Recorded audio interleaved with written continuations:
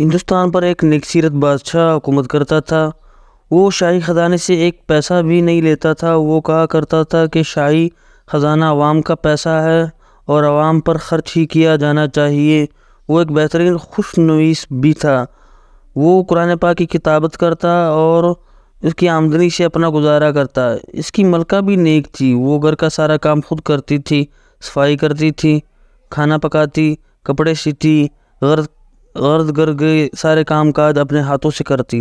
ایک دن ملکہ کا ہاتھ روٹی پکاتے ہوئے جل گیا۔ جب بادشاہ گھر آیا تو ملکہ نے کہا، مجھے ایک خادمہ رکھنے کی اجازت دے تاکہ وہ گھر کے کام کاج میں میری مدد کرے۔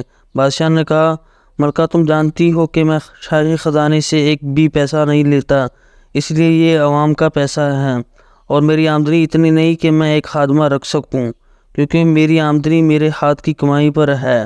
قرآن کی کتابت سے اتنی کم آمدنی میں ایک خادمہ رکھنے کی گنجائش کہاں ہے؟ میں اگر بادشاہ ہوں مگر حقیقت میں غریب آدمی ہوں۔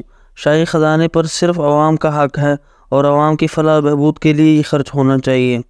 اگر آج میں نے اس خزانے سے کچھ لے لوں گا تو کل خدا تعالیٰ کو کیا جواب دوں گا؟ ملکہ تم حلال کی کمائی پر صبر شکر کرو، کل پیارا خدا تمہیں اور مجھے اس کا بہت اجر دے گا۔